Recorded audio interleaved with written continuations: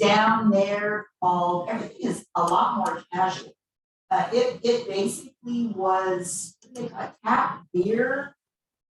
Oh, wow. Yeah. A tap beer hall, I guess, or what.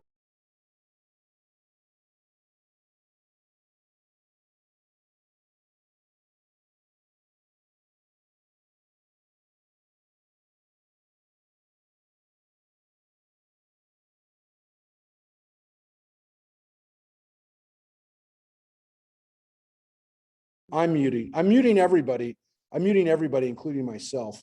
But anyways, yeah, Rachel moved back too. And we were just talking about that, the fact that, why am I hearing myself now? Because you have to use the wrong person. I know, but now I muted the wrong Mark Blazer. Oh my gosh. No, I am muted. But I'm still hearing feedback. No, you need to. The unpictured Mark needs to be muted and you need to be. Oh, yeah.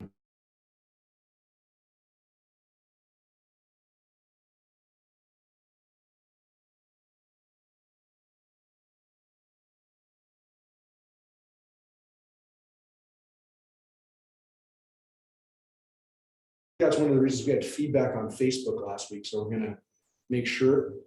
I think I'm still muted. No, you're not. Yeah, I'm not muted here. You can hear me. There we go. Now I'm not muted. So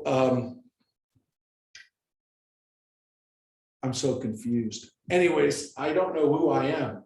I'm two people. No, I'm where Mike just took care of that, renaming that. But yeah. What I'm only afraid. Oh no, I thought he might have done a joke name, but he did not. He named it. It says Temple Beth on me. So that's our sanctuary one. So yes, we are reading for those who are not here 2 weeks ago, because we did not have class last week. We're reading the story of, why is it not up on the screen on my? It's over there. What? It's over on the corner. Yeah, Mike, you gotta make the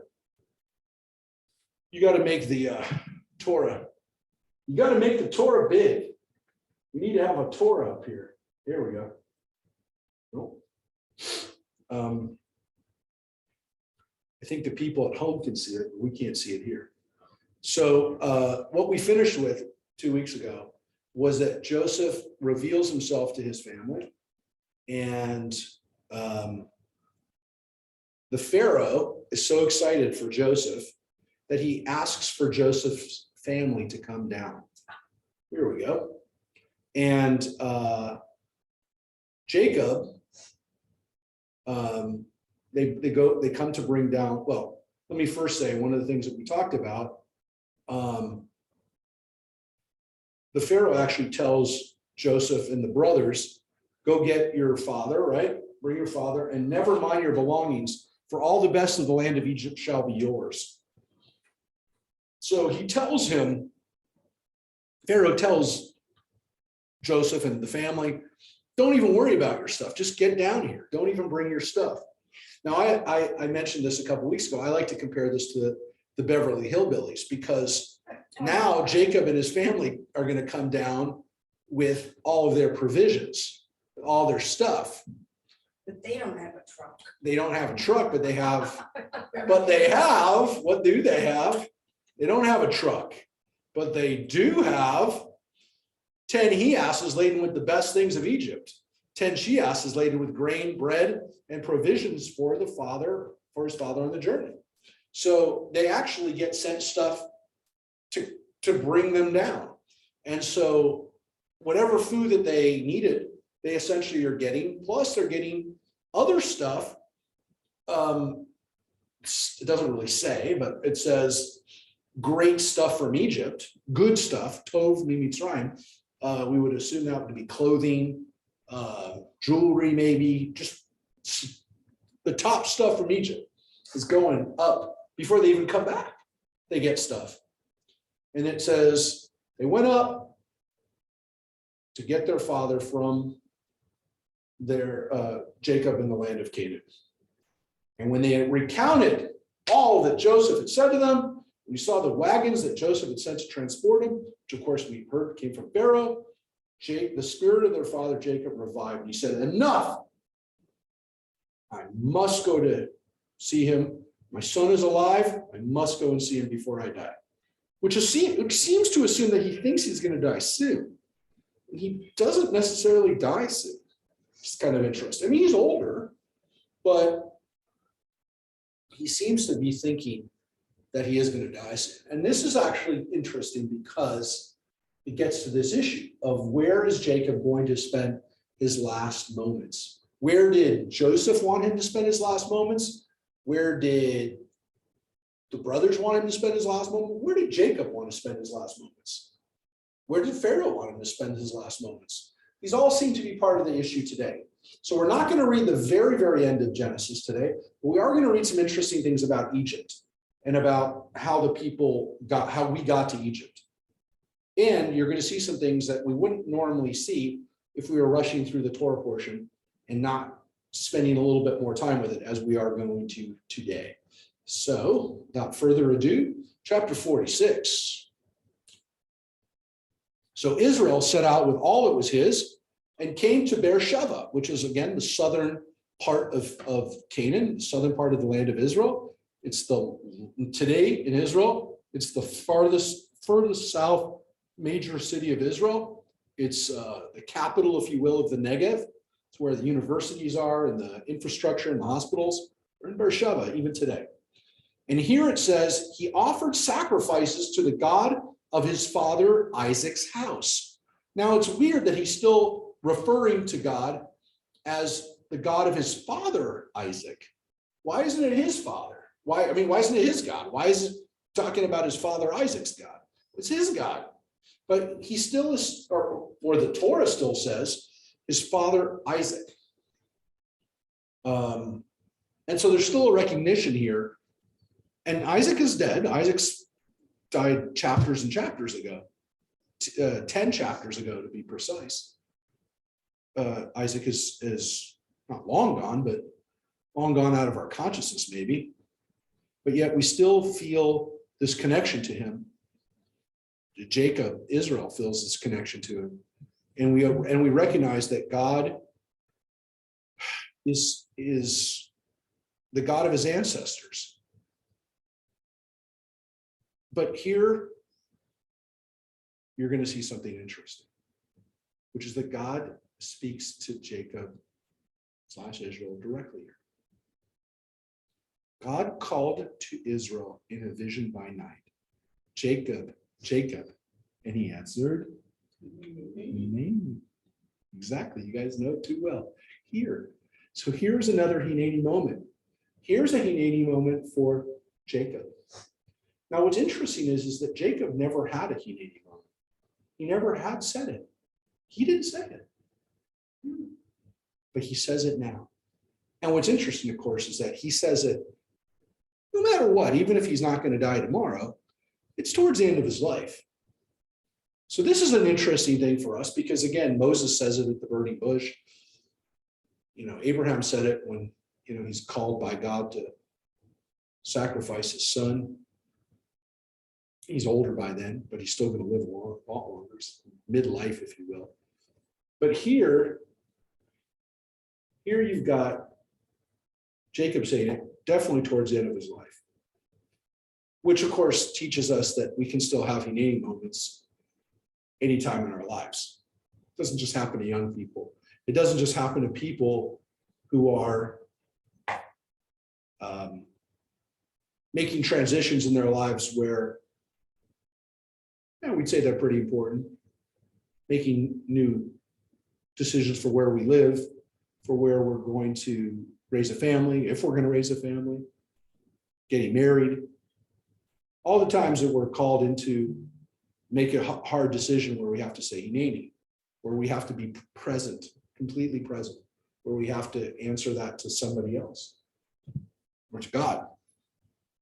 And here Jacob says it. And it's weird because, again, to some extent, like you'd think his time of doing that would be over. But of course, what's he doing right now? He's leaving Canaan.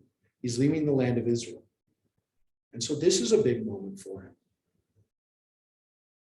This is a big moment for Jacob. And Jacob's had other big moments, though. I mean, he had a big moment when he left his home and went up north to meet his wife, or ended up being wives. He had a big moment when he left.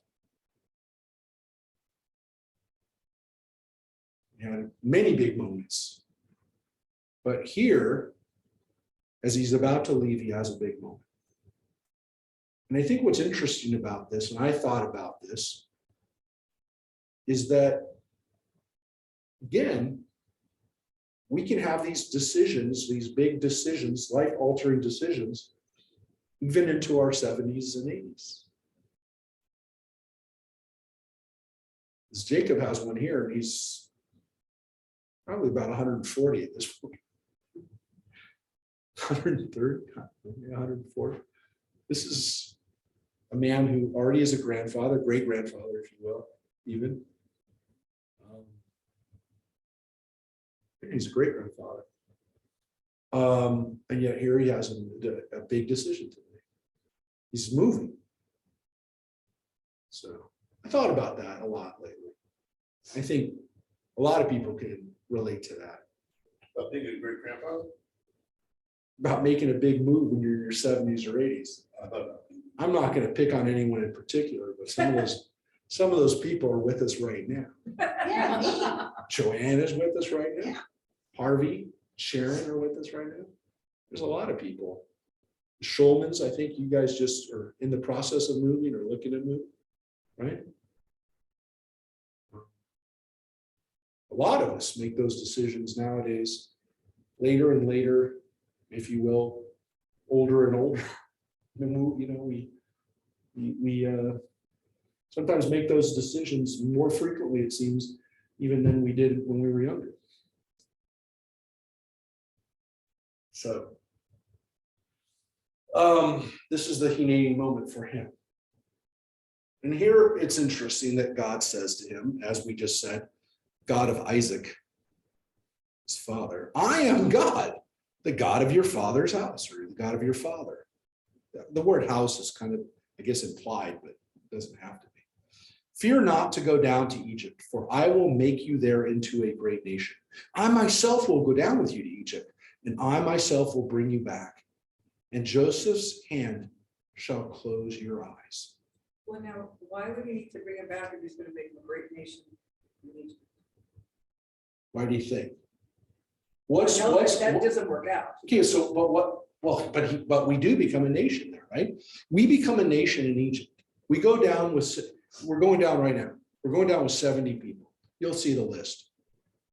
You'll see the list of the family. There's 70 when they people. become a great nation, and then what happens with the pharaohs and stuff, and they have to go back. Yes. So as Doreen says, God was foretelling that someday you have to. yes, but you'll be a great nation, but you will go back.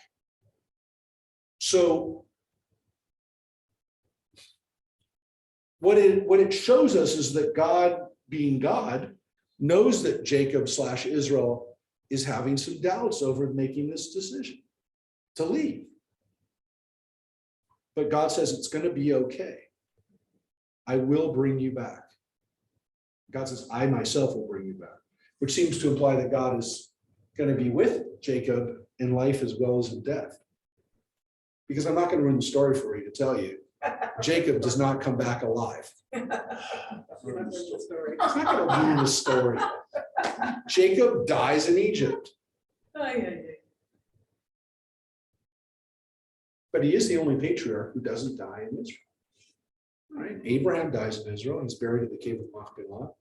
Isaac died in Israel. He's buried in the cave of Machpelah. Jacob dies not in the land of Israel. He dies in Egypt, but he's buried in the cave. That was a major thing. And you're going to see it in the book. And now you understand why the book of Genesis ends with that very important scene where Jacob comes back. Because this scene right here tells us that that's something that was disconcerting to Jacob. What happens there when Jacob will be moved or Jacob will be interred, die somewhere else and interred in the land of Israel, is that Jacob becomes the first Jew ever to have his body shipped back to Israel. And ever since, for thousands of years, there are people whose one wish is to be buried in the land of Israel.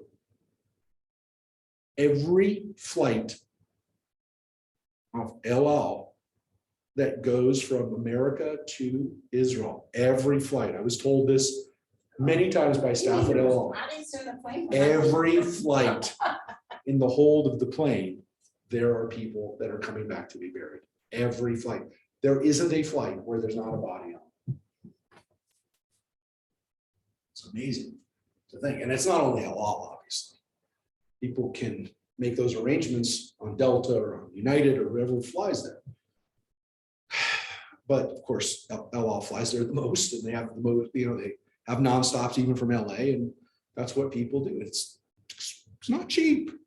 It's not cheap. It's not, you can actually get tickets on plane living for cheaper than it is to ship somebody. Yes, expensive. It's not cheap.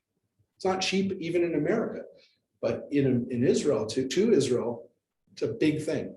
Now, because there's so many people that want to be buried in Israel, we'll talk about this when we get to it. Because there's so many people that want to be buried in Israel, Israel is constantly trying to find ways to accommodate those requests. So recently, and we'll look at it when we get to it, when we talk about Jacob's burial, recently there was a cemetery that opened up in Israel that actually is all underground, and they have room for thousands of people to be buried underground. It's an entire system of burial in vaults underground, where literally thousands of people will be able to be buried in Jerusalem now, who otherwise couldn't have been buried. It's completely halakhic, completely illegal from a Jewish standpoint. Obviously, people are even being buried underground, but there's no room for people to be buried on the Mount of Olives or some of those other places where people really wanted to be buried. There's a lot of people buried. Yeah, a lot of people buried on the Articles mountains. just reading about them. Yeah, thousands of people. And again, it goes back thousands and thousands of years. So we'll talk about it more when we get to the actual burial in a couple chapters. So Jacob is assured by God not to worry, because clearly he's worried about it. This is his Hineni moment when God calls him and tells him it's okay. It's okay to leave. He needed to hear. I think it's pretty clear. He needed to hear that so that he could leave and go. And God didn't say, I'm going to bring you back alive. It says, I'll bring you back. Right? And more importantly, he says also that Joseph's hands shall close your eyes, so that Joseph will be there as you die. You thought he was dead. No, he'll actually be able to be with you when you die, which is really weird because you don't usually see this in the Bible, which is how do people die? We hear people die. We obviously hear about people who die in war. We have some stories. We read one this morning or yesterday morning about a guy who hung himself. Achitophel, one of the counselors of David and Absalom, who kills himself. But we don't really hear, and it talked about him being buried with his ancestors, but we don't really hear a lot about the moment of death or the last moments that people have. But here we do. And here what it says is that Joseph will be there to close your eyes, which is considered one of the rituals of passing, that someone would close their eyes so their eyes wouldn't be open after they pass. I mean, that's what it said. You can see it. Joseph's hands shall close your eyes. So this is the comfort that Jacob has before he goes. Make it a little bit bigger so you can see.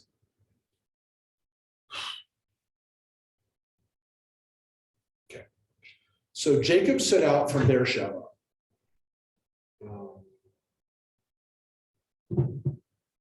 Let's just see if making a comment online. So Jacob set out from Beersheba. The sons of Israel, by the way, you notice the shift in names. I don't want to make a big point of it, but sometimes it happens in one verse. Yeah, look at that. What did they do? So Jacob set out from Beersheba. The sons of Israel put their father Jacob and their children and their wives in the wagon that Pharaoh had sent to transport them. Wow. And they took along their livestock and the wealth that they had amassed in the land of Canaan.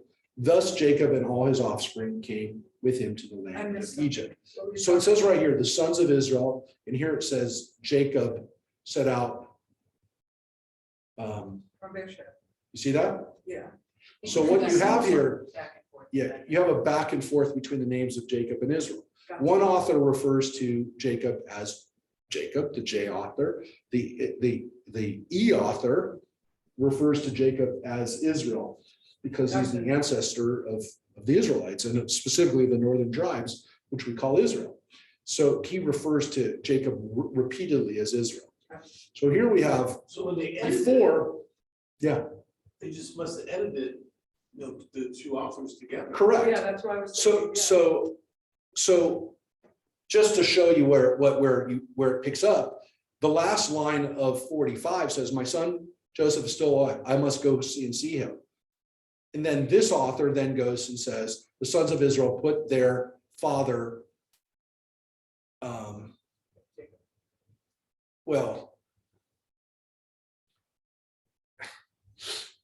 it actually ends right here. The sons of Israel, by Yesuvane Israel, and then picks up here, Vayichu et miknehem ve'rechusham. And so Jacob set out from Beersheba, Jacob and their children's wives, and then thus Jacob and all his offspring came with him to the land of Egypt. But you see, I could figure, even though you. It's woven together very well, very Because the sons beautifully. of Israel just refers to other, Cor- the other. Correct. Yeah. Correct, but Because they're putting their father, it's also the fact that Israel is. called there's Jacob, one and author, Jacob's there is one author who had nothing about Jacob. The E author did not have this scene here of Jacob. This author loves these kinds of conversations. And as we say before, many times about the J author, he likes narrative and he likes conversations, and he's a much better writer from the dramatic standpoint. The E author kind of gets down to business, and it's not like one's better or one's worse, but you can see the one author. And now we actually have a different author. The P author is now going to give us the names of the Israelites. And here are the names of the Israelites. Oh, I skipped a line now. Yeah, thus Jacob and all his offspring came to Egypt. He brought with him to Egypt his sons and grandsons, his daughters and granddaughters. Notice that, see? Granddaughters, and all his offspring.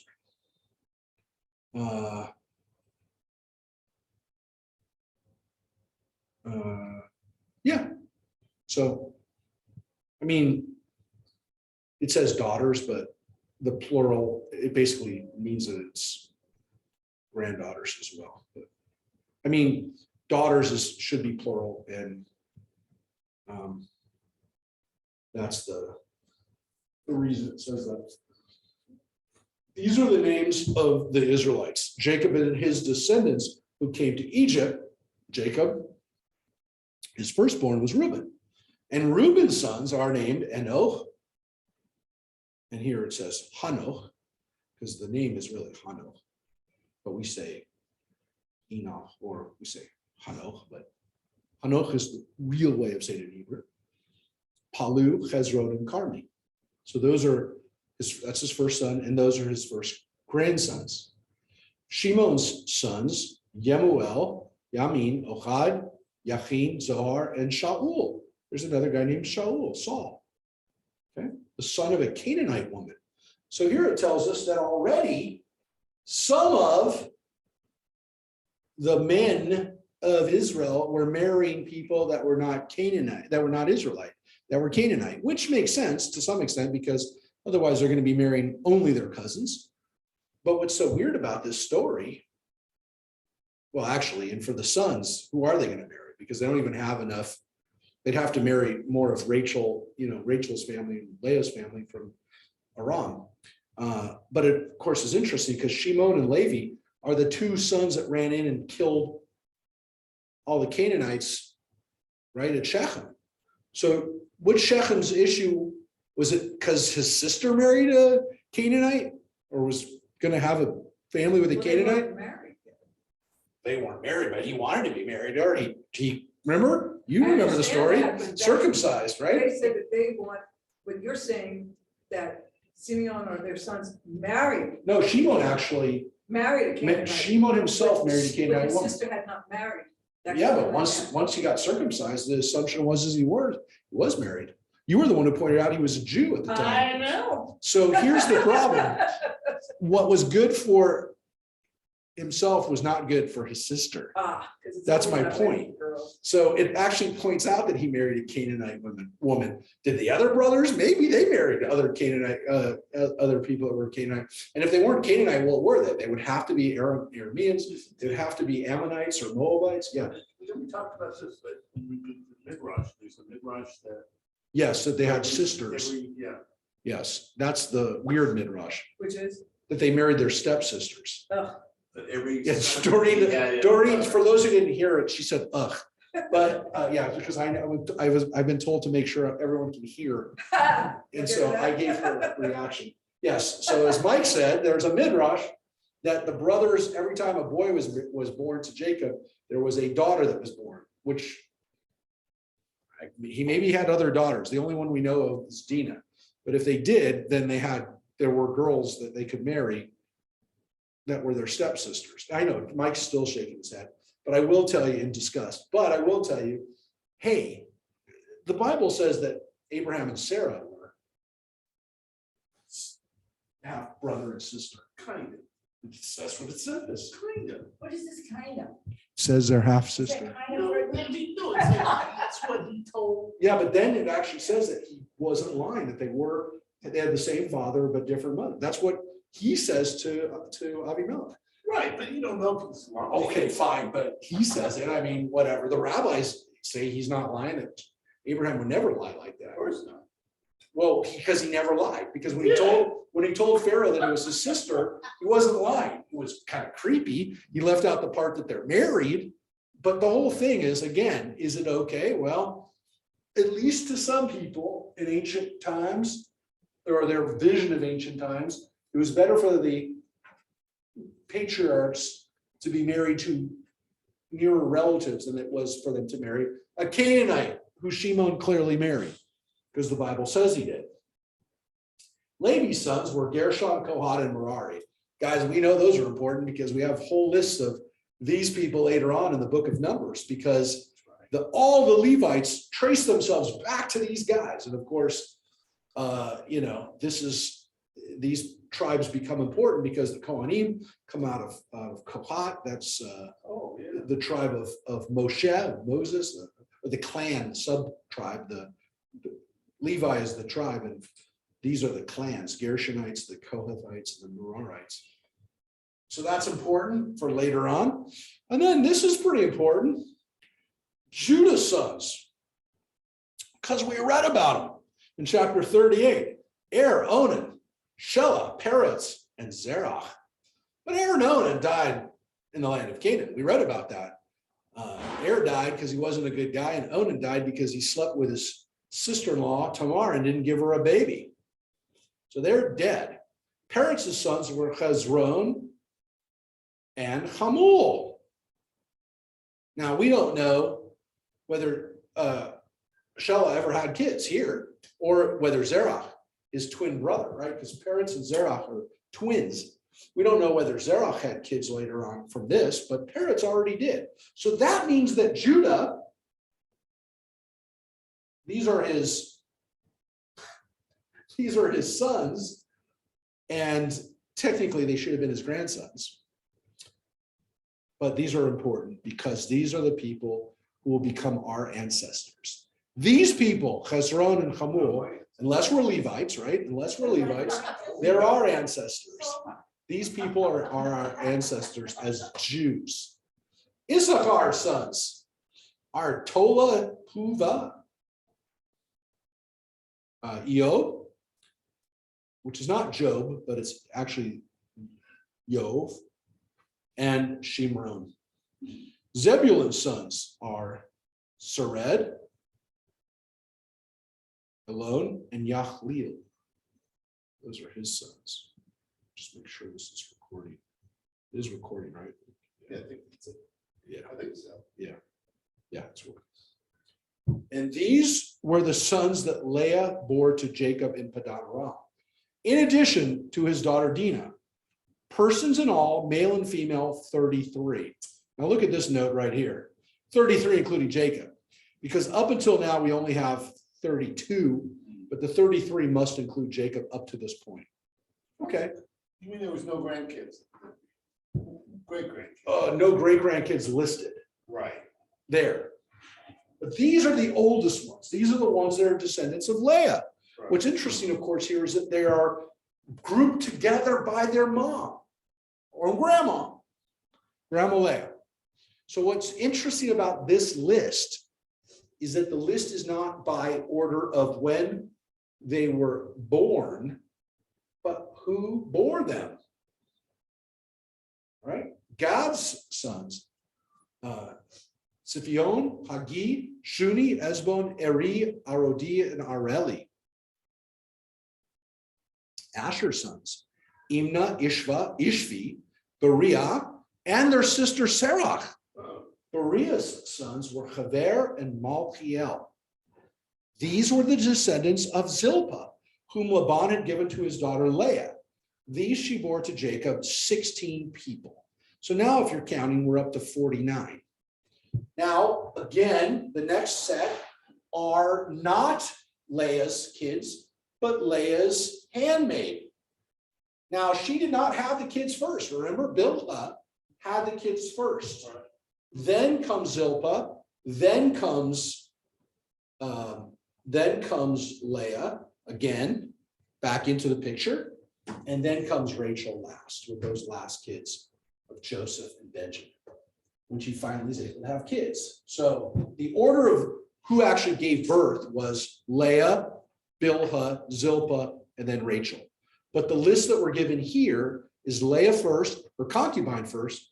You can probably guess what's going to happen with the next. So now we're up to 16. And here's an interesting thing too. We read about Sarah, this granddaughter of Jacob. Now it says she had other granddaughters. It said so. We read it at the very beginning of the line. It said he had granddaughters. Well, I don't know what to tell you other than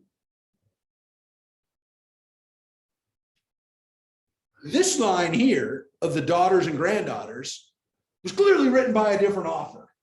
Because this author of P, the P author who starts with the words of the Ele Shmot, and that's how you know it's the P author, because he always starts with these are the names, because he's a big lister. He loves lists. He loves lists, and he says, these are the names, Ele Shmot. By the way the book of Shmot, Exodus, actually begins with another list like this. What's interesting is that he doesn't list any women except for Dinah and Sarah. Is Ariel a boy's name? Yeah. Yeah. So we read about 2 women so far besides the moms, right? The moms would be there. But Sarah is a granddaughter, Jacob, and Dinah's his daughter. But before it said there were daughters, plural, and granddaughters, plural. So assumedly there were more women that went down. I'm not going to get into why they're not listed in the 70, but they're not. So somebody imagined or thought or knew that there were women that went down, and somebody else doesn't seem to know or care. It's not on their list. So Sarah, why is she listed? Well, Dinah, we know why she's listed, because we already heard about her. We heard about her really important story in chapter 34 of Genesis. We have not heard anything about Sarah, and we really don't hear a lot about Sarah in the Torah. We don't hear anything about Sarah in the Torah. I won't read it for you. But we do hear a lot about her in the Midrash, because she's mentioned in the Torah, and the rabbis want to know why she's mentioned in the Torah. Why is this woman mentioned in the Torah? She's got to be important. There's got to be something with this woman. And according to the Midrash, there's something really important about this woman. She is still alive Today. Maybe she's still alive because she's alive hundreds of years later. She's alive when they leave. So when the Israelites finally get the green light to get out, it's Sarah who's still the last one from that generation. She's 400 years old. She's hundreds of years old. She's still alive. We don't know if it's the same one. Seems like she's the same one in the Midrash because In the Midrash. they go to her and they say, where is Joseph's bones? Where's Joseph buried? You got to find Joseph because we got to take him home. And she remembers and knows. You're right, Joanne. Yeah. Joanne says she still remembers that even though she was hundreds of years old, her memory is still sharp. So an example of, like we read in the book of Samuel a couple weeks ago, the wise woman of Tekoa. We have another wise woman, Sarah. She's a wise woman. She's a woman who is our sage. She is our guide and she is our testimony. She's our witness to the past. And so Sarah becomes this really important lady in the Midrash because she is the one who can tell our stories. So if we're going to write contemporary Midrash, if we're going to write Midrash about the voices of women that we want to hear, whether it's an Anita Diamant or whoever's writing contemporary Midrash, she wrote the Red Tent. But if you're writing contemporary Midrash, you want to have these women speak again.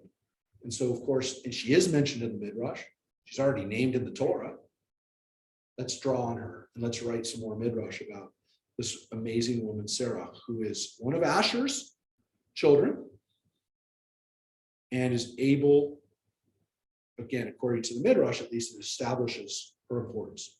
We don't know because we don't know other than why did the Torah call her out? Why did the list here list her? So 16 people are from that. And of course, the next woman that's mentioned is Rachel. Even though Bilhah had kids first, they're listing the mom, who is the wife, and then the concubine, the mom, and then the concubine. That's the order here. Jacob's wife, Rachel, of course, the sons were Joseph and Benjamin. And to Joseph were born in the land of Egypt, Manasseh and Ephraim, whom Osnat, Asenath, the daughter of Potipharah, the priest of On, bore to him. And once again, it reminds us that Joseph himself was married to a non-Israelite. In this case, the Egyptian. In this case, the daughter of a priest, an Egyptian priest. And as we know, Joanne, she is not the only daughter of a priest that marries into our family. We have a lot of ministers' daughters that somehow get into our families. These are women whose parents are priests. Because Zipporah, right? Her father, we talk about him all the time, Yitro. He's a priest of Midian. This woman, Osnat, is the daughter of Potipharah. But to Joseph's defense, he didn't know. Really, I mean, he was an Egyptian. So Mike wants to say he had no choice. No, really, yeah. Okay, so this is the people that he was around. And we would add to that, I think, right, Mike, that did he even want to marry someone who was not an Egyptian? Right. It seems like Joseph is very set Very Egyptian. in living like an Egyptian. As we say, walk like an Egyptian. I know you were going to say. So he was going to walk like an Egyptian. But just 1 minute, I want you to clarify this for me, please. Yes. And exactly what is an Egyptian like? What is an Egyptian like? Well, that's a good question. But we do know that On, the city of On, was a holy city of the Egyptians. It was where the priests lived. So it's consistent with this idea that this is a legit Egyptian priest's daughter that he marries. And the Egyptians worship, Ra and Osiris and Isis and all those people that Doreen likes from Stargate. And all of those people, It all came those to mind, gods, it did, you read my mind. all those gods from Egypt, I know, all those gods from Egypt that are also now making their appearance in Moon Knight too. Marvel's new, I don't want to endorse it, but it's okay. Moon Knight is on Disney Plus, but it's another Egyptian mythology show. People, you know, we assume that marrying Potiphar's daughter was a big coup, that Joseph got to marry a really powerful lady from a powerful family. And it was suited for him as the next in charge of Egypt after Pharaoh, that he's going to marry into one of the most prominent families in Egypt. Were these, though, to answer Joanne's question further, were these legitimate Egyptians? We don't know, because there is a theory that during this time of Joseph, that the people who were in charge of Egypt were the people that are sometimes referred to as kind of the outsiders, the Hyksos, this band of northern peoples, probably from the area of Canaan and the area of the Hittites and Syrians, who had invaded Egypt, who had become Egyptian in some ways, taken on Egyptian culture, but were not legitimate Egyptians, and the Egyptians did not like them and did not see them as legitimate Egyptians. There is a theory that what happens in Moses' story, in our story essentially, is that those people, when the Egyptians kind of reinstituted or took power again, that they shifted they turned on the Hyksos and drove them out, Makes sense. which seems very close to our story. Makes sense. It's backed up by the history. It's backed up by the writings of the Egyptians. We don't have the Hyksos side of this, except it's earlier than the time of Joseph. It happened before the time of Joseph, hundreds of years before. But could they have kind of conflated the story and drawn on those stories? Yes, it's 100% possible that the story of the Egyptians and the Hyksos dynasties were kind of the backdrop here. So to answer Joanne's question, it is very possible that the Egyptians themselves, the Egyptians who go back by this point now thousands of years in Egypt, those dynasties were not in power and were waiting to get back into power. And that the story of Moses, the backdrop of that, is actually meant to also recount this shift back to true Egyptians and getting rid of people that are not Egyptian, if you will. So it is possible, but we don't know that's the case, at least with Potipharah, especially if Potipharah is maybe one of these Egyptians who's a native Egyptian, who is, you know, part of those original class of people. By the way, this happens a lot, where a group of people migrate or come into a country and take over that country, and the indigenous population is not like indigenous populations in some cases, especially the Americas, in the United States and Canada, where the indigenous population will kind of overrun and in some cases slaughtered. In the case of like Iran, the Iranians came into Iran and kind of subjugated or kind of took power away from the Persians, but the Persians didn't go anywhere. If you talk to Persians who are true, what they say, true Persians, they don't take kindly to Iranians who they believe kind of took power from them, that were the indigenous Persian dynasties that go back to Darius and Xerxes and those people that read about in the Bible. Those are Persians. The later people that are Iranians were not Persian. And I have Persian friends who will tell you, I'm not Iranian, I'm Persian. And they don't mean that because they don't want to use the word Iran. They say that because they don't consider themselves part of the Iranian ethnicity that came into that country. And it's 100% backed up by the genetics. And the history is all very well known. So these things happen. Did they happen in Egypt? By the way, that would have been thousands of years before the Persian experience. It's very possible that that happened. And it happened all over the place. It happened in China with the Mongol invasion and these were not native Han Chinese. It happens in lots of places where people kind of blend in, they take on the pre-existing culture. I mean, we didn't do that, right? We didn't do that with the Native Americans. We didn't settle here in America and start living like Native Americans. It happens in other countries where people come in, they settle, and they take on the culture of the indigenous population.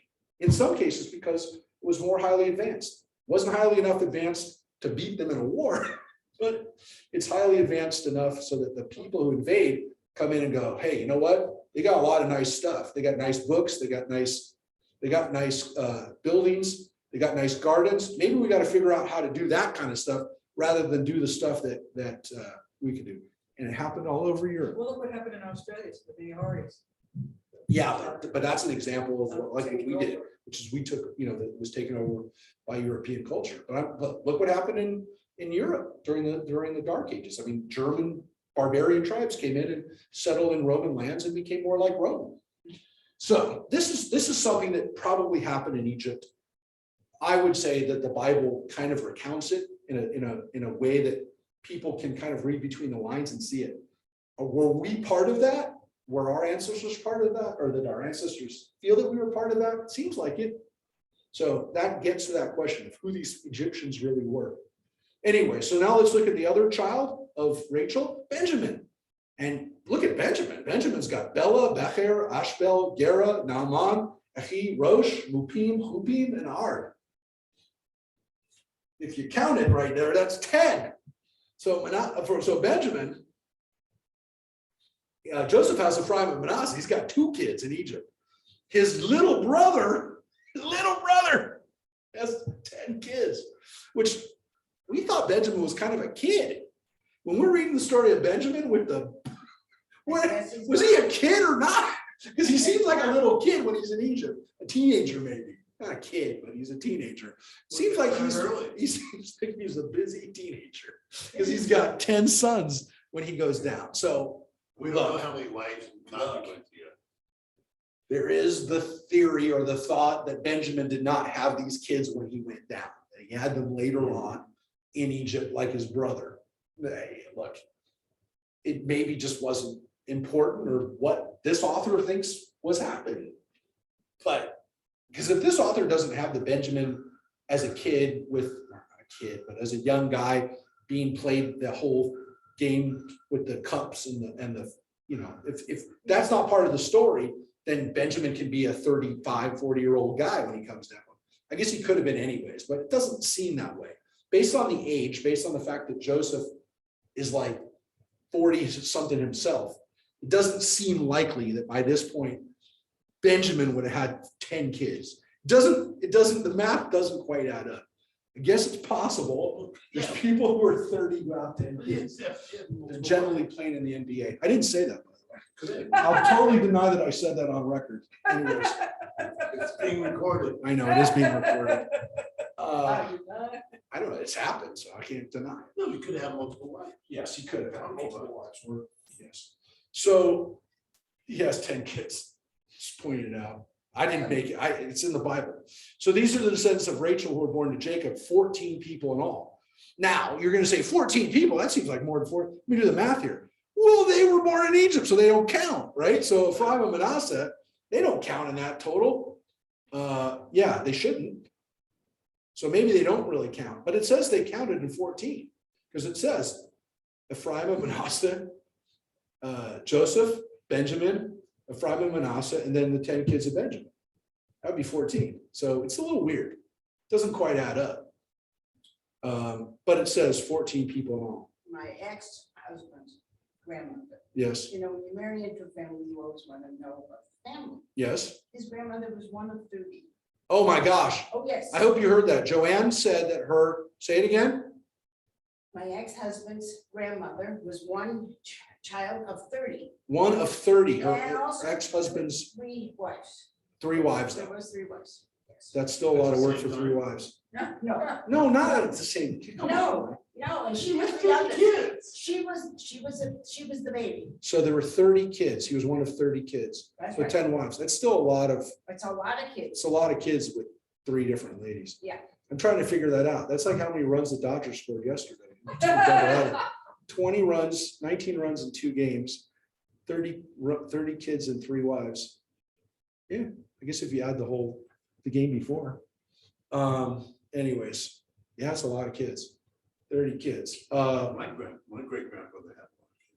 Yeah, but 30 is, He had I don't 10. think, I haven't heard of a guy, too many guys One wife. that had 30. Yeah. All right, so now we are in Rachel's, but now we get to the last bit. So normally the last kids are Joseph and Benjamin, but not now because Don has a son named Hushim, and Naphtali has 4 sons, Yachzeel, Guni, Yezer, and Shalem. So these would be the descendants of Bilhah, whom Laban had given to his daughter Rachel.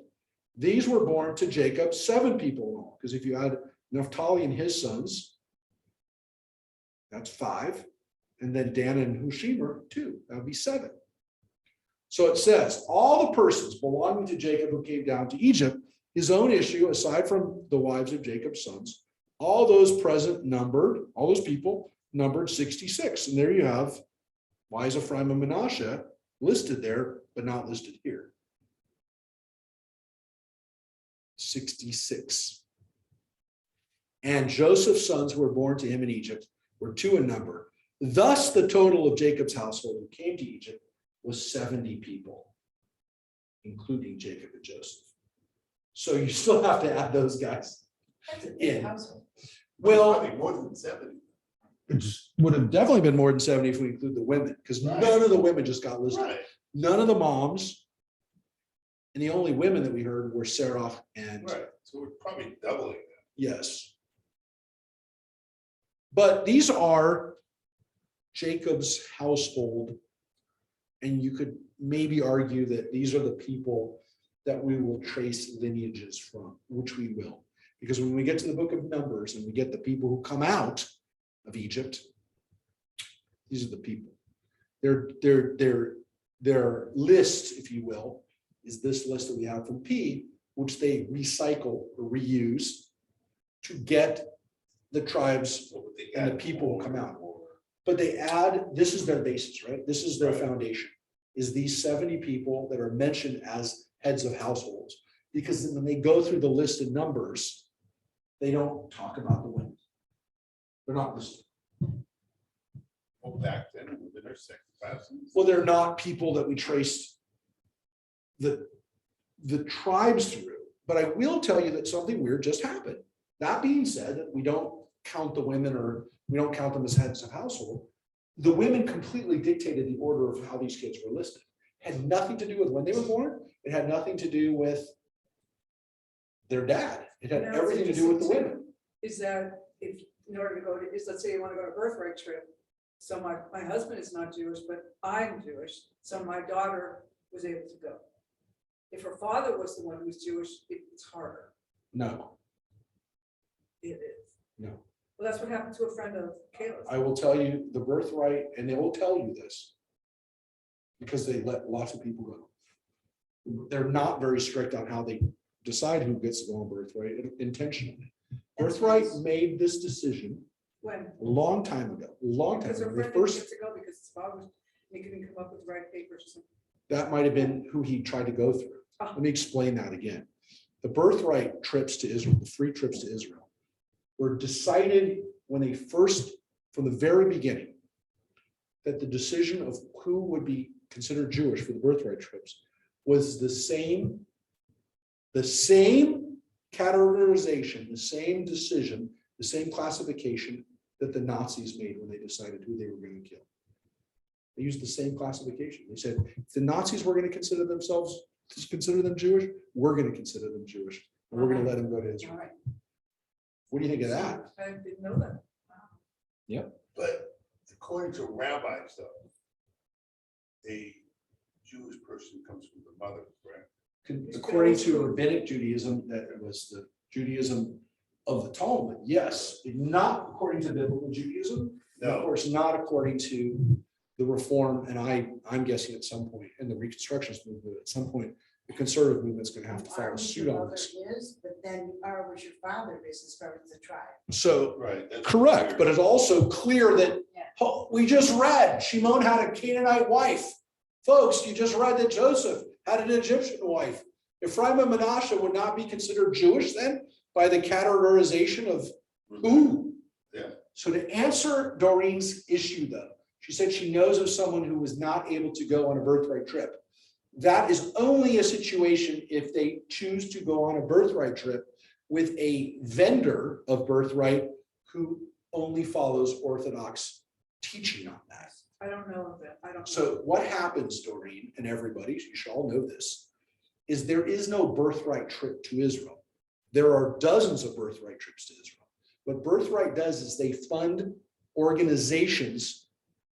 They give the organizations an allotment of money, about $3,000, and those organizations then have to bring the kids to Israel under their guidance, which means that those organizations can do whatever they want with how they choose, which they're not supposed to deny people based on their background, but they, depending on the organization, they do. When I took the birthright trip to Israel 6 years ago, I went through the Reform movement, and of course, there was no issue of which parent it was. It was up to us to say, this person's Jewish. They didn't care. Nobody asked. We asked, and they provided the documents. I will tell you this. Not every organization runs things that way because they don't want people who are not by their standards Jewish to go. So once they go on birthright, there are certain places that they have to go to in order to get the funding, but they can have a lot of leeway what the rest of the time is. So if you go with an Orthodox group, they might make the trip a little bit more religious in orientation. They have the right to do that. But there's certain things that they have to do. They have to go to Masada. They have to go to the wall. They have to go to Yad Vashem, the Holocaust Memorial. They have to, one of the things they have to do, they have to spend a night in the desert with Bedouin. It's kind of a weird, like Disneyland type Arab experience, but they have to do that. Every group that goes to Israel has to do those things. But the other days and the other times, they can do what they want. The Reform movement no longer does trips through birthright. The reason is they didn't bring enough students. And if the organizations don't meet a certain threshold, birthright cut them off. The reason that the Reform and conservative movements don't have a birthright trip either. The reason is because most of the Reform and conservative kids that grew up in those synagogues didn't go on birthright with the synagogues or through the movement because they went with Hillel. Hillel is the biggest organization that brings people. And if you go with Hillel, then they don't make it hard for kids who have a different background or mixed background, whatever you want to say. However, Hillel doesn't stop them. The problem is most people don't know they don't have to go to a college in order to go on a Hillel trip. So you don't have to go to UCLA to go with UCLA Hillel. It's open to other people. Now they give first preference to UCLA students.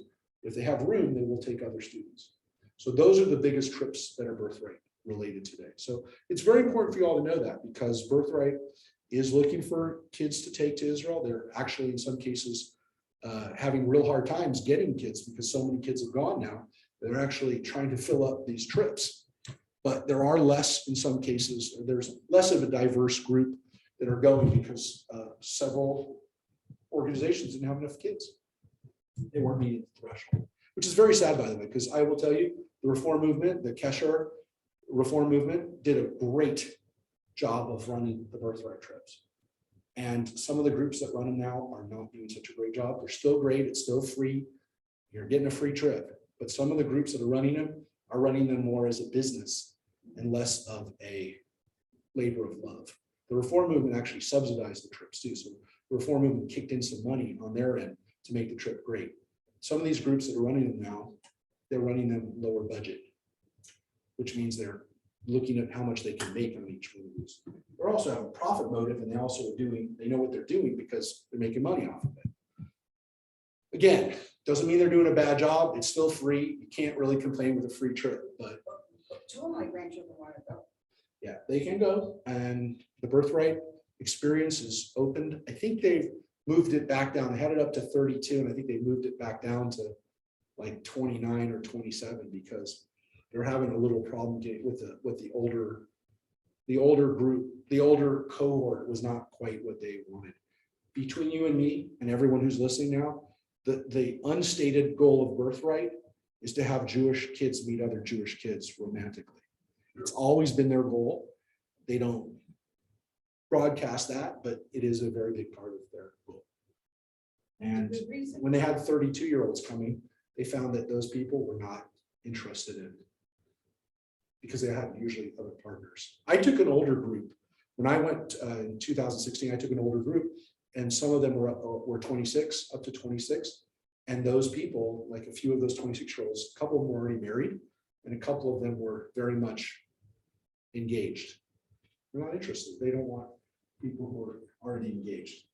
They want people who are open to finding a Jewish partner. That's it. So 70 people go down. As we said, the 70 is an important number. And the 70, of course, become hundreds of thousands, really millions of people in a few generations, which, by the way, it's possible, but you have to have like 30 kids, like Joanne's story of her ex-husband. Pretty much have to have 30 kids. You know, Everybody. My grandparents could have, I could think about it. Well, Because, no, listen, because my father had 5, but his dad died when he was like 32. So they could have had a lot more kids. so if you have 30 kids, after a few generations, you're actually up to 1.9 million of boys at least. So it's possible. It's just after 4 generations. That's how, if you have 70, then you have 30, and then 30 times and 30 times. That's how big it gets. It's possible. But here we go. 70 people come down. And he had sent Judah ahead of him to Joseph. And remember, Judah's one of the lead guys, right? He's the lead guy. Point the way before him to Goshen. The question is, though, maybe not all the Jews went down to Israel? Why do you say that? Well, because there might be some that had been left there that were part of the Canaanites that didn't all go down.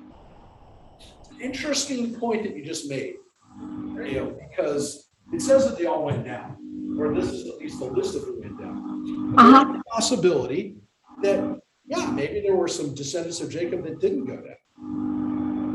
There is a midrash about that in particular, and it's based on the fact that there's a weird line in the book of Chronicles which actually states that maybe not all the Israelites went down. Which is weird, because then they didn't cross the Red Sea. They weren't liberated. But then when they came back, they found people that were already Israelites that had never left. It's possible. It's an interesting question that it gives us, because it's not easily found.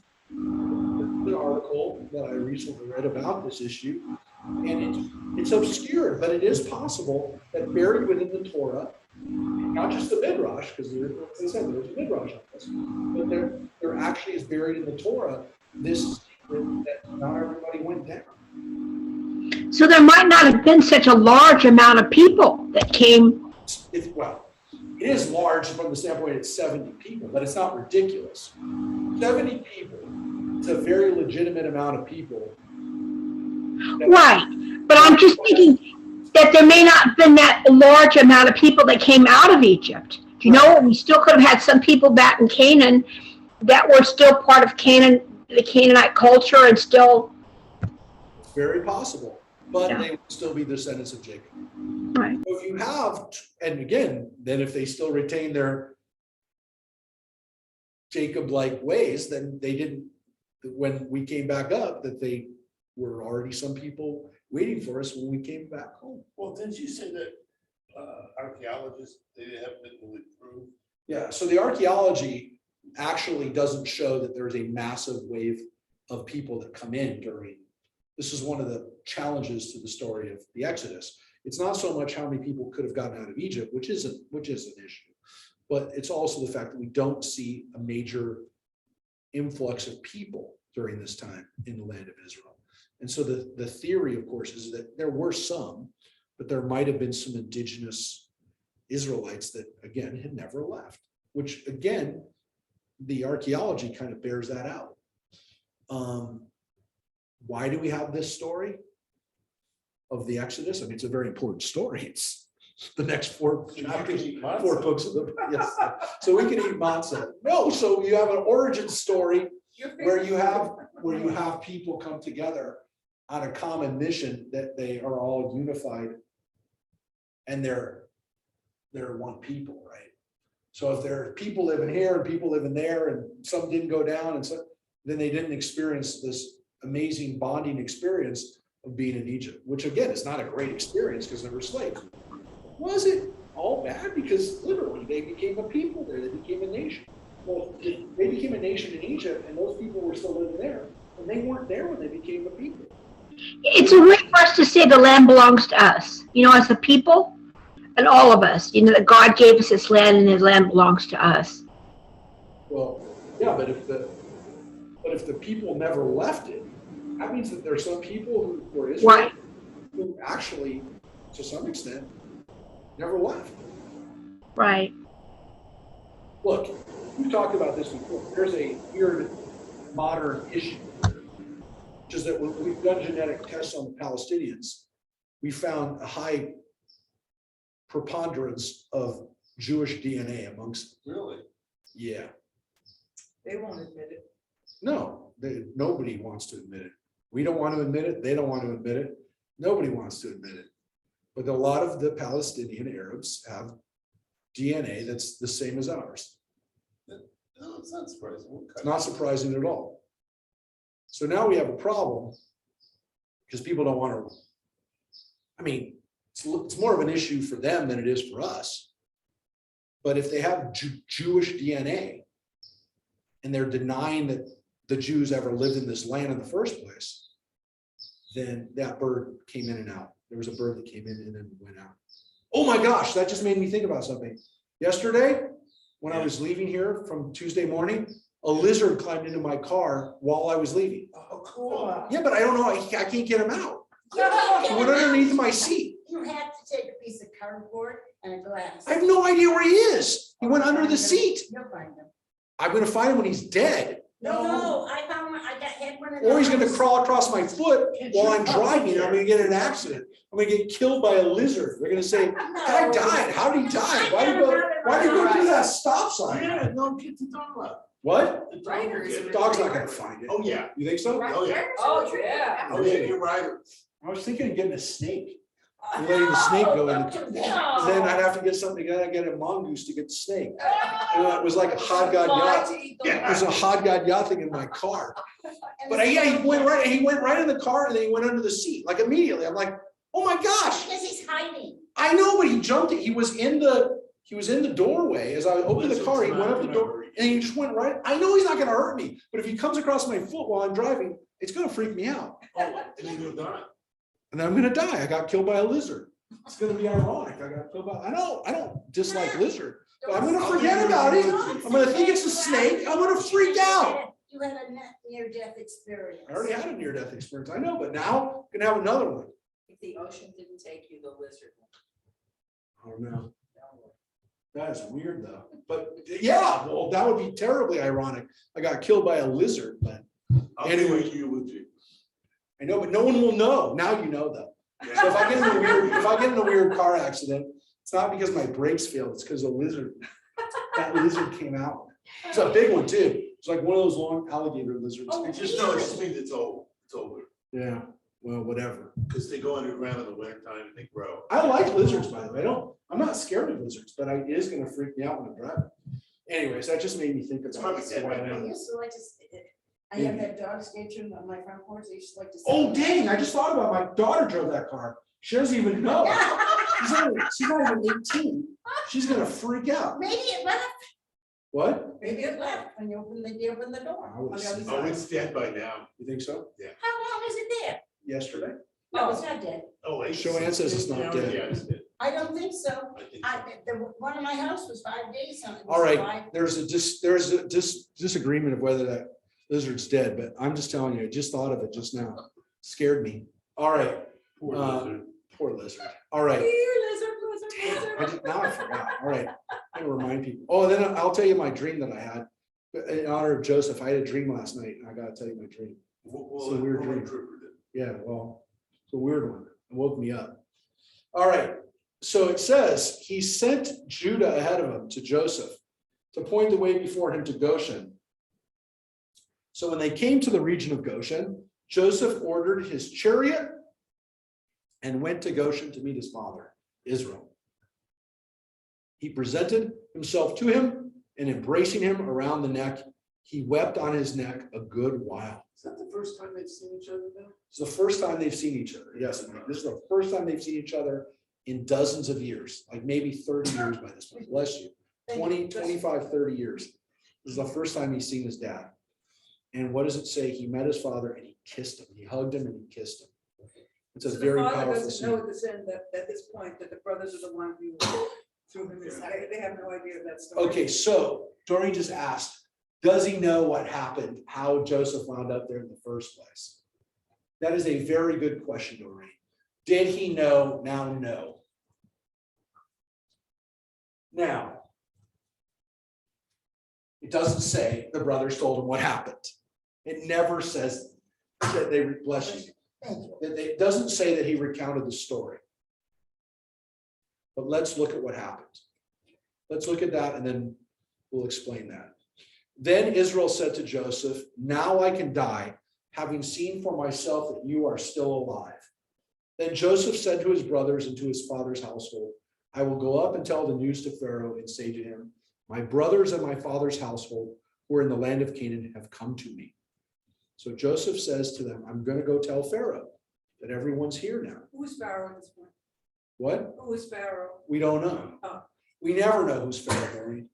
Now, we say it's Ramses later on, and so this is maybe before Ramses. We don't know. Never says what the Pharaoh's name is. It says the cities that they build are named Ramses and Pitom. So we assume that some Ramses was around, but it could have, there were many Ramses, and so we don't know for sure. And we don't know if that Ramses was alive or just had Ramses died. could have been a title too. Well, it's definitely a title, but it means from Ra. And so a lot of pharaohs were named from Ra because he was the main god. But was the name of a pharaoh a person in particular, or it could be? It doesn't have to be a person, but that's what people have speculated. So when we look at this, Joseph says, I will go up and tell the news to Pharaoh. Now, Pharaoh had told him to bring them here. So what does he have to go now tell Pharaoh that they're here? It's like, okay, I did what you got. I'm going to go back now and tell him. Well, let's read the next part. And I will get to this other part, which you said before. I want to finish this part before we get to when does Jacob learn what really happened to Joseph. But I will tell you this. He had to see him, and he says, I can die having seen for myself that you're still alive, because we could assume that the brothers have now told him, I'll show you why, what had happened. But why would he believe the brothers? You lied to me the last time that he was dead. You could be lying to me that he's alive. Because I think when he says, I saw for myself, Ro'iti et panecha, that I've seen your face, that now I know for sure. It's not another one of your brother's stories that they tell me all the time.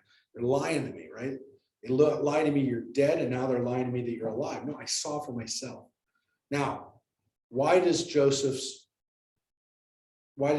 have to tell the Pharaoh that his family's here now? Why does he have to do this? This is the key part here. They happen to be shepherds. They've always been breeders of livestock, and they have brought with them their flocks and their herds and all that is theirs. So when Pharaoh summons you and asks, what is your occupation? You shall answer, your servants have been breeders of livestock from the start until now, both we and our fathers, so that you may stay in the land of Goshen, for all shepherds are abhorrent to the Egyptians. Wow. So here it seems that these are Egyptians that are not, at least if they're from the north or wherever they're from, they're Egyptians who don't want to see any shepherds around. Why don't they want to see any shepherds around? Because they worship sheep. And anyone who's breeding sheep, Were they vegetarian? they weren't vegetarian, no. But they worship one of the holy animals of their pantheon. It's one of the ways that they represent Ra is represented as a ram or a sheep. So they don't want people eating them. It's like Indians with cows. with cows, exactly. They don't want to see people walking around eating cows or raising cows or making barbecues in the backyard. And by the way, if you think that this is not a real issue, there are people in India right now that are getting killed over this, because when Muslims sacrifice or slaughter cows as part of their regular diet, it makes Hindus, in some cases, very religious Hindus, go absolutely crazed. These Muslims are desecrating our cows. They don't want to see it Cows walk down the street. in Hindu areas. Yeah. Hindus venerate cow. Muslims eat cow. This is a real thing today. So the fact that Jacob and his family are shepherds means they are raising sheep and goats.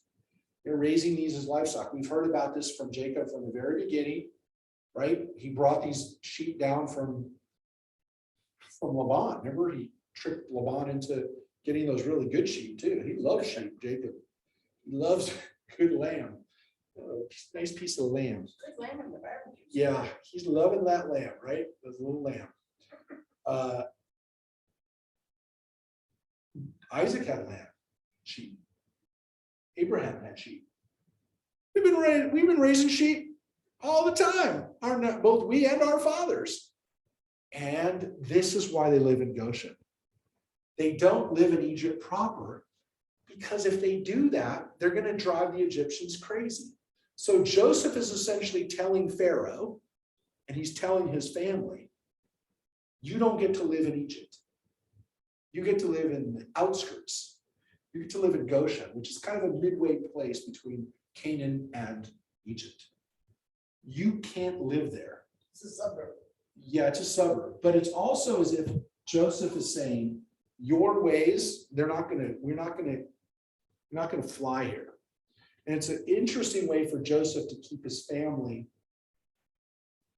away from his Egyptian family and friends. And so it is as if these hillbillies just showed up into Egypt, and Joseph just said, you stay here. You don't come across the Nile, or at least into that part of the Nile.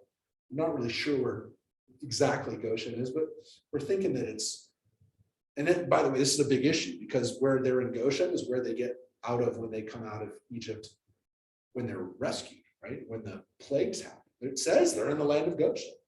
It says that these plagues are happening, including the last plagues in the land of Goshen. So however they get out, they're on the side of some river or say lake or some water, which they're going to cross. We see it says the Red Sea, Sea of Reeds. But where Goshen is really critical, at least to this part of the story, or to at least to this author, because Goshen is not Egypt proper. And again, it's not on the Nile. It's not where the Egyptians live. And Pharaoh told Joseph, bring your family and give them the best parts of Egypt. Settle them in town. That's what Pharaoh said. And Joseph is not going to follow through with that. Now, Joseph could have said to his family, yeah, I know you've been shepherds for a long time, but you're not shepherds anymore. You're going to go into business with me. You're going to be administrators. You're going to give out food with me. You're going to come be a lawyer, doctor, whatever the equivalent was in the modern world, in the ancient world. You get to live in the palace. You get to live with me. You don't need to be shepherds anymore. But he doesn't say that. So he almost says to his family, you're not getting any closer. So I'm always kind of like, I look at this section, and even though it's like not the most famous section of the story of Joseph, I find it fascinating, because I think it actually says something about the dynamic of what happens in families. What happens when some member of the family becomes very successful. Sometimes they bring the family out to live with them in LA or New York. And sometimes those family members are still living back in North Carolina or Mississippi or It's a different way of life. wherever else. Yeah. I'll buy your house. I'll buy mom a house, but she ain't living here. She's not coming to town with me. I don't want her. I don't want her here. Let her live Could there. be embarrassed, you think? Or- Could be embarrassed. Could be, I don't need to have those ways. I don't want to see those Israelite ways. I don't want my dad walking around talking about God. I got an Egyptian wife who worships all these great Egyptian gods. I don't need that business. I don't need my dad talking about God, Adonai, the one God I got lots of gods and they're We don't taking know really he good care of did. it. What? We don't know that Joseph wasn't. We don't know. And the rabbis definitely don't want to go down that road that Joseph is living that much of an Egyptian, but they know he's living as an Egyptian. They know he's living as an Egyptian. But they like the idea that he's kind of secretly still practicing Judaism. But we don't know that he is. We do know this. He doesn't bring his family to live with him in the palace.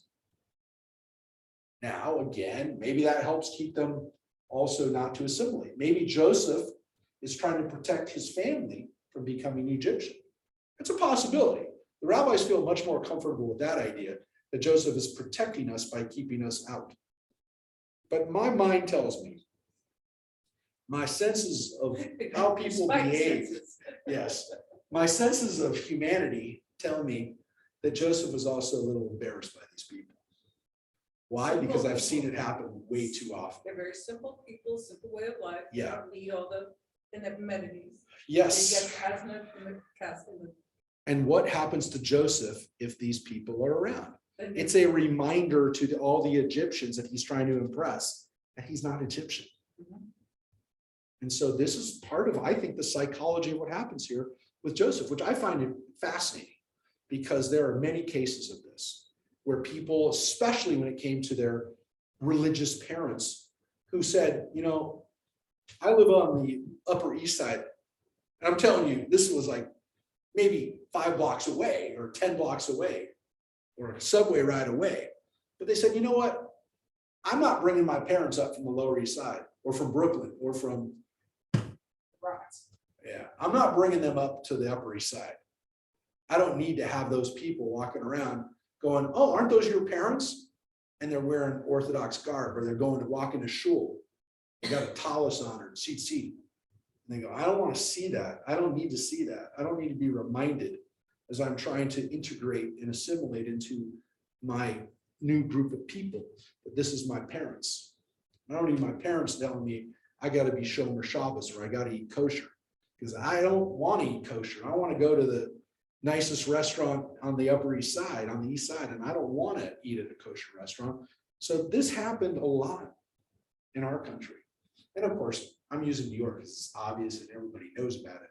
But every city had that Jewish section of town, whether it was Boyle Heights or Fairfax or whatever else.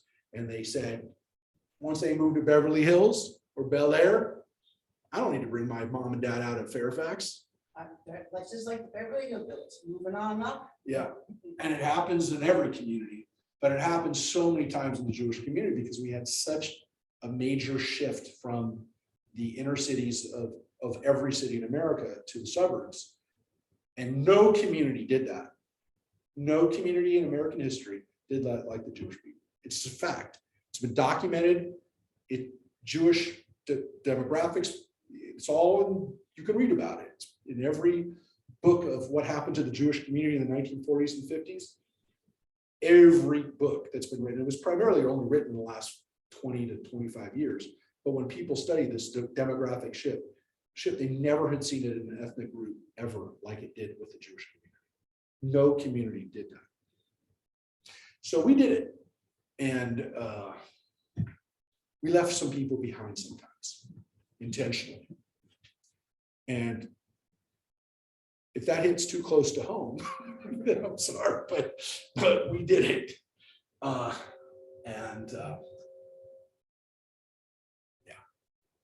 we did it in LA.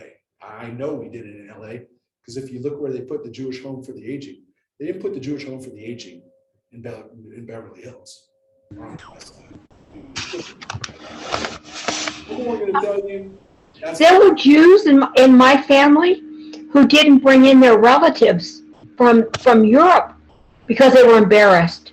I don't think they knew that they were going to end up in the camps, but some of them just, they were embarrassed. They didn't want to bring those people over. It absolutely happens. Yeah. It absolutely happened. And again, like you said, it wasn't done intentionally so that the people would die, and they didn't know the consequences necessarily. But yes, there were cases of that. But I will tell you this too, in many cases, there were family members who had provided sponsorships, and the sponsorships, the visas weren't granted. by the Roosevelt administration. So that's a fact. It's been documented. You're right. There were cases where people didn't extend those. And again, they didn't know the consequences. Maybe in horrific cases they did, but they didn't probably know they were going to be murdered. But in the, they did. Sarah's family is still reeling from that. Her grandmother found out that her father's wife didn't want him to come over, left him there in Austria to go to Auschwitz. And they didn't find out till much, much later. The letters, Sarah was able to transfer Hebrew letters and Yiddish letters and found out much later what had happened. So there's still, that such a horrible thing would happen. You're right. I wonder how many families are carrying around that guilt. Yeah. I wonder.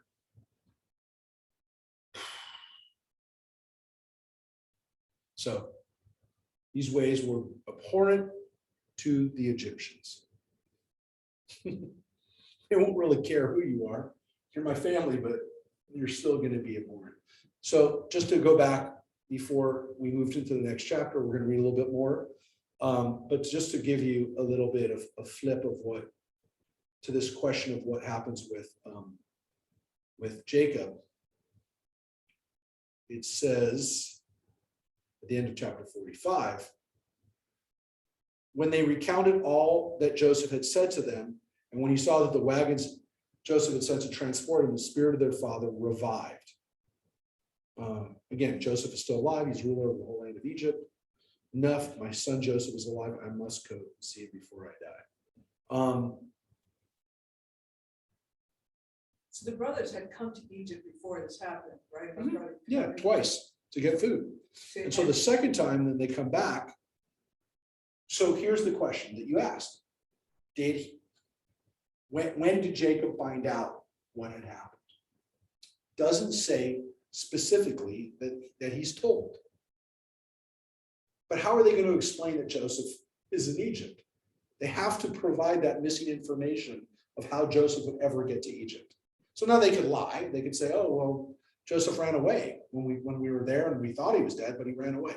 They could do that, but they can't lie. I mean, they could lie, but that lie would be uncovered as soon as if Jacob's going to see Joseph, he's going to tell him what happened.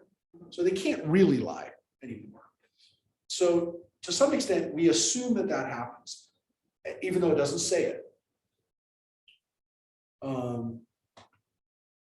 But there's a couple things here. First of all, his heart went numb because he did not believe him. Now, it could be, again, Jacob is hearing this whole story and he's processing the fact that his son is still alive, that he's basically running Egypt now, and that he gets to now go there and never worry about food, or all these ideas are flooding into Jacob's head right now. Who knows which ones he's grabbing onto, but he's processing all this information right now. And what he says is,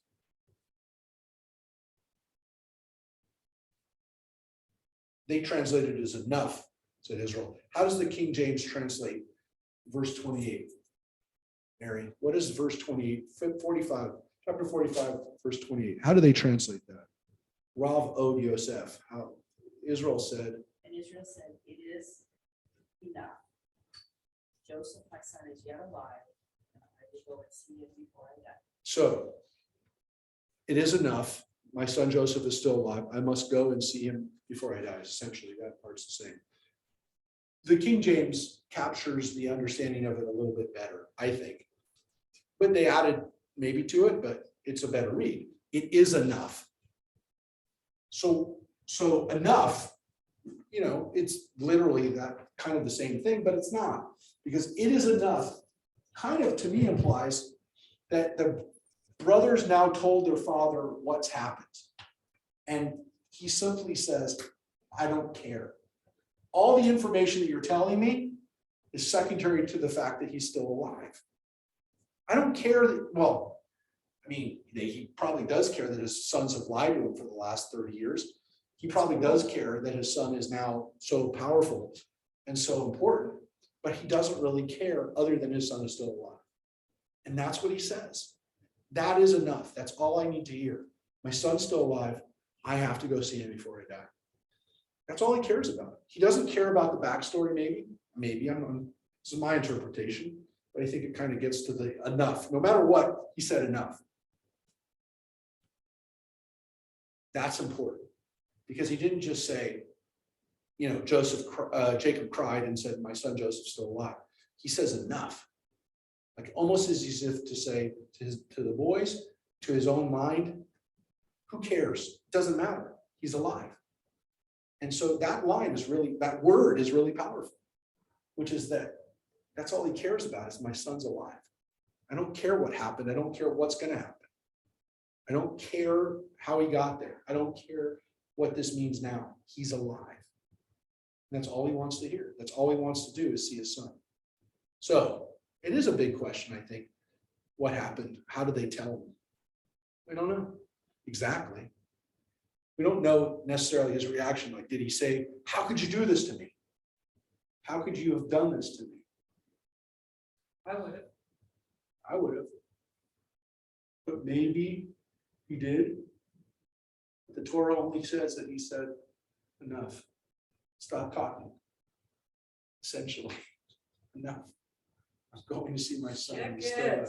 alive. Yeah, I don't It need to really hear anything. Pretty much says it all. What? Enough. Yeah, but that word is critical in a sense, because he doesn't just say my son's still alive. He says enough. Who's he saying it to? To the boys, to himself? I don't need to hear anything more. So that's a really powerful line at the end of 45. So I do love that line. And I do love that question. What was that moment like? I guess we have to imagine it, how the brothers said that.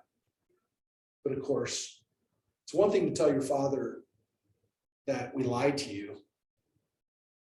Your son's not really dead, but that we almost killed him, but he wound up being in charge. Because if you have bad news to give to somebody, but the bad news actually turns into good news, right? Remember that money I stole from you? I invested it in Amazon and it's now worth millions. Oh, okay. Well, in that case, Am I gonna get any of those? assuming now he does. He gets to go to Egypt because he's taken care of for the rest of his life. That's a bad example because it's only money.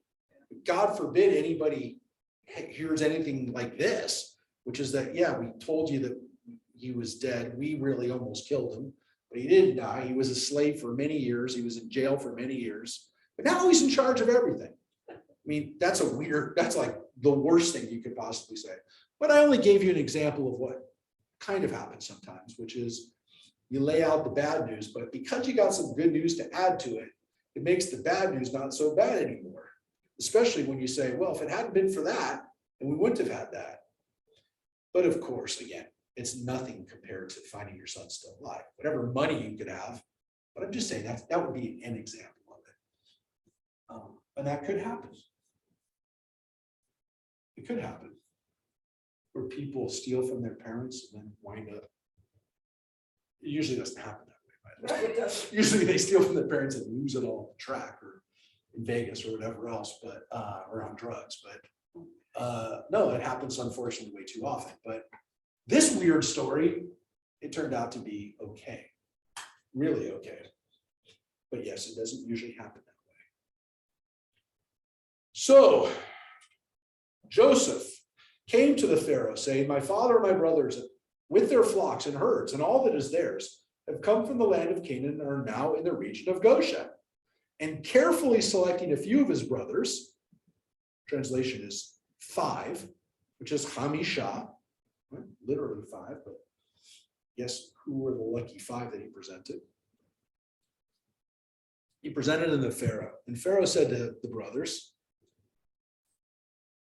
what is your occupation?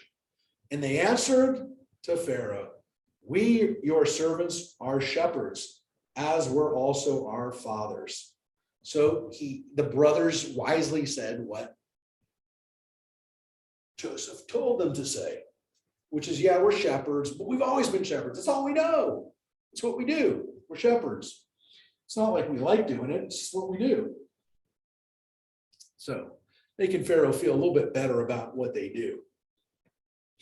We have come, they told Pharaoh, to sojourn in this land, for there is no pasture for your servants' flocks, the famine being severe in the land of Canaan. Pray then, let your servants stay in the region of Goshen. And so they say to Pharaoh, they add to this, we're only here to sojourn, which seems to imply, again, lagur, we're only here temporarily. We have no intention of living here. Well, no, we actually say this at Passover. We actually read this section in Passover in the Haggadah, where we actually say, when we first came to Egypt, we had no intention of living there. Our ancestors told the Pharaoh, we only want to stay here. We only want to sojourn here. That's what we said. It's what it says they said. Well, they could be lying, right, Dorian? They could be. But they say, we want to stay in Goshen. So they don't say we want to live in Egypt. They don't say, bring us, into the palace. We'll stay out here. So here's what Pharaoh responds. Pharaoh said to Joseph, as regards your father and your brothers who have come to you, the land of Egypt is open before you. Settle your father and your brothers in the best part of the land. Let them stay in the region of Goshen. And if you know some men of ability, which is capable men, another way of saying it, put them in charge of my livestock. So here's what it says, that Pharaoh also had livestock. Just not sheep. Well, maybe, you're right, maybe it's not sheep, but they seem to be saying when Pharaoh has those livestock that he is in charge of, that maybe our family can be his personal shepherds, his personal caretakers of animals. Now, clearly, folks, this is not the highest rated job in Egypt to have. Taking care of animals is usually not the highest in pretty much every civilization. Not the greatest thing, because even though you get to have meat maybe more frequently than other people, you also get to clean up poop a lot more frequently than people. So this is not a job that a lot of people want to have. And Pharaoh, though, says, you know what? Well, if they're such good shepherds, let them be my shepherds. So it means the Pharaoh had livestock, and maybe he had sheep, but maybe he didn't eat the sheep. Maybe they used the sheep as kind of holy sheep. They had walking around, holy sheep. maybe they had sheep that they treated very nicely.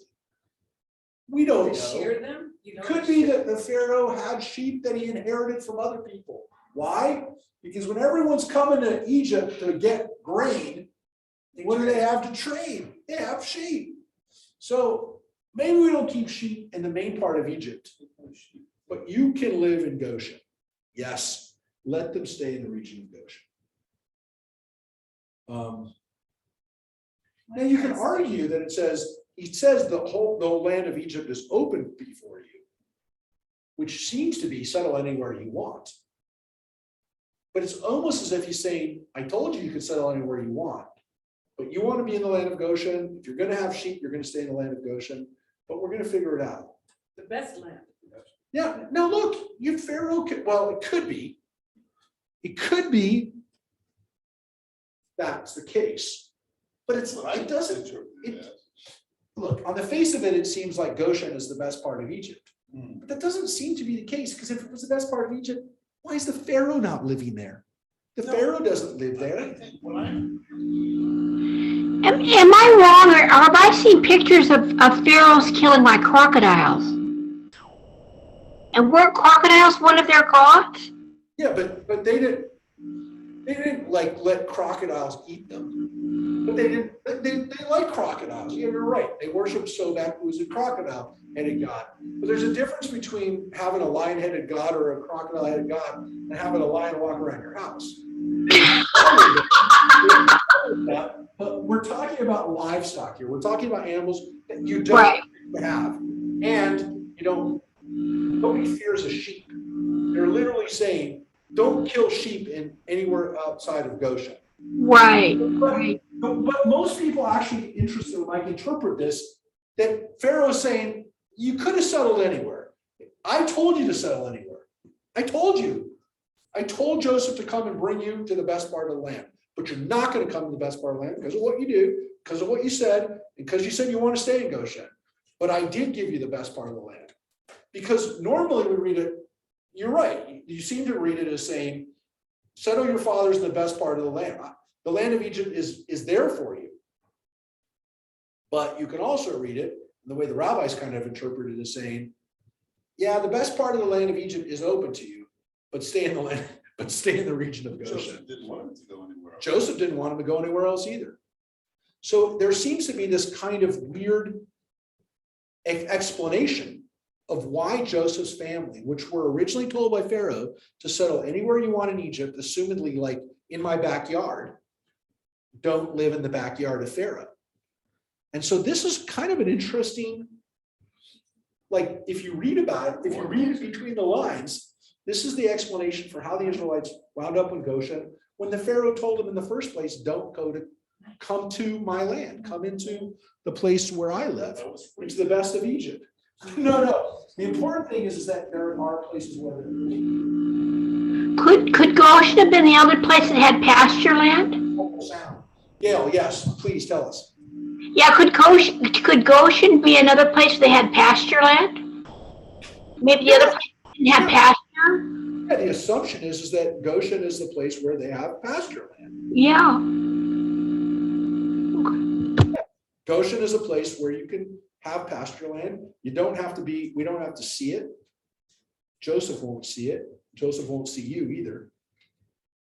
Which, by the way, is going to beg the question, if Joseph is not living in the land of Goshen, how's he going to be able to be there when his father dies?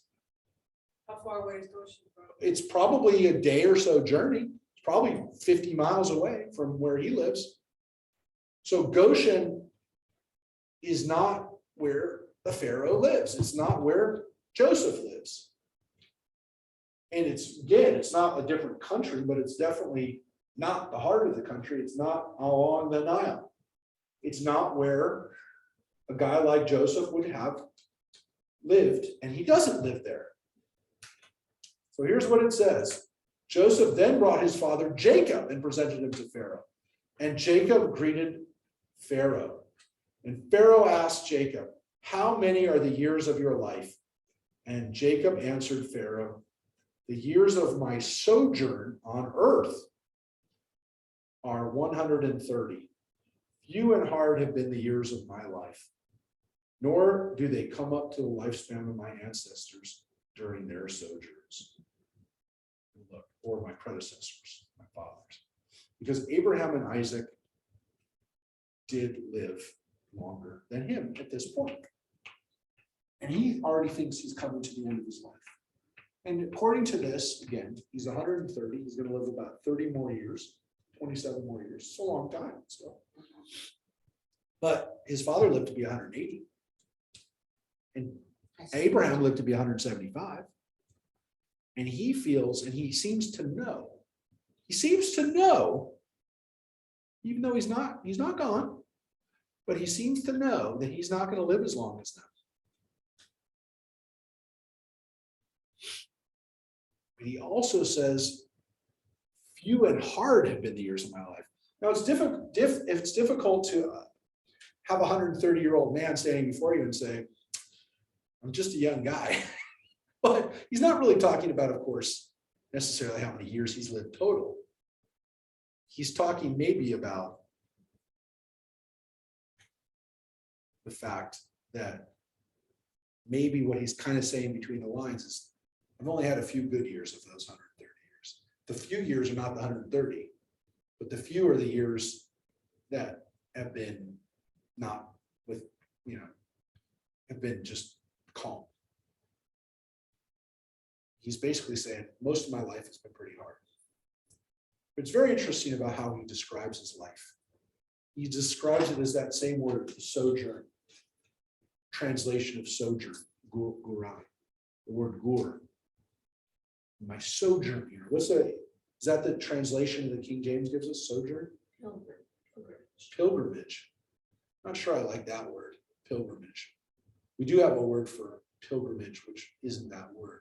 But there's definitely a sense here that's a journey. It's not a permanent residence, which is interesting because Jacob here lays out a very deeply philosophical idea that we don't exist in this world only, that we sojourn in this world, but that we're bound for another place. Take it from that, but that's interesting. My sojourn here implies that this isn't where I'll always be, right? Because we just read in the previous chapter, the word gur is not the same as yashav or shu, or, the root for yashav, to be settled, to live, to dwell. That's the word that we say when someone dwelt in a place. The assumption there is that they don't want to leave. But gur means that we're kind of what a nomad does. We're here temporarily. And so he's essentially saying here in a clever way too, because we already know that he's basically saying we're shepherds. And if we're shepherds in the land of Goshen, by the way, it means we're probably living in tents. We're not living in a house, right? Because he says we're going to sojourn. We're going to live in this land. We're not going to build homes. We're not going to build permanent shelters. We're going to be nomads. We'll sometimes be over here, and sometimes we'll be over here. We'll be wherever there's some stuff for our sheep to eat. But it also means we're not going to build permanent structures. We don't intend to live here for generations. And Jacob just said essentially about his own life, same word. I'm not here forever. I'm here temporarily. My life in this world is temporary. But he doesn't say, again, that's the end. He said, my years in this earth have been tough. So there's something a little hopeful about this too, of course, which is that Jacob seems to say, my life here has been hard. My life in this world. Years because he thought his son was. Son was tough. But look, his brother tried to kill him. Laban chased him. His wife Rachel died, who he loved so much. She died a long time ago. All of these things have happened to Jacob. So did Hebrews start building houses when they came with I just forgot his name. When they came back to Israel? With Joshua, right? Yeah, with Joshua. Is that when they first started building houses to stay? Yeah, and what it seems to be, to answer Gail's point, is when they came in with Joshua, they already had homes pre-built. Because the Canaanites that they drove out, killed, or whatever. Oh, yeah. Homes to live in. So the idea of Jews building homes, you've never been very good DIY people. No, that's not true. Doesn't necessarily mean that, but yes, it could be. They have found a really nice house already built for them. Yeah, it's possible. It's possible. It's How does a rabbi change a light bulb? It's Calls an possible. electrician. Calls an electrician. It's not just a rabbi, right? It's a Jew. How does a Jew? Yes, no, I understand, but it's not. The joke isn't a rabbi. I know. It's a Jew. I actually like doing DIYs sometimes. Don't do it a lot. Don't have me come out and fix anything. I will take no responsibility for it. But around the house, I don't mind. I don't like it completely useless. But I will tell you that this idea of when did Jews build houses, they didn't, according to this, build them in Egypt. And of course, they wind up building in Egypt, which is the absolute pinnacle of, again, really, what is the worst part of slavery for them? Is they're building houses, they're building buildings for them, not themselves. Yeah. The Egyptians, right? They're not even building things for themselves. They never intended to. So the irony is that they do end up building, and they don't end up building for themselves. Not their families, cities or the Egyptians. Not pyramids, right? We always say they built pyramids. No, the pyramids were already there. They may have built a pyramid or two, but they're not the big pyramids. Those were already there. Chaos, great pyramids, these are already there for over 1,000 years by that point.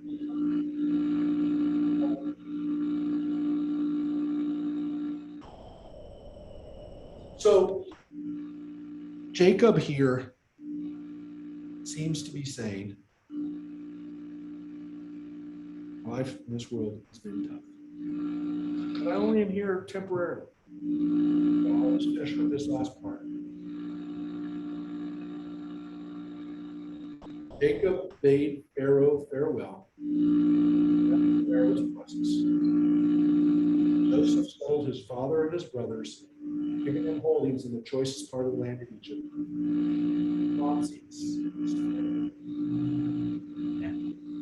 That's where we're gonna finish. And I forgot, even before they built Ramses, they settled in the region of Ramses. But it still says that, by the way, it still says here the choicest parts of the land of Egypt. So I will say,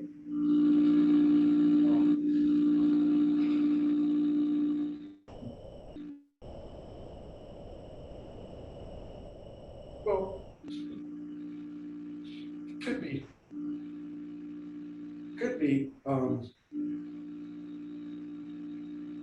it has been read.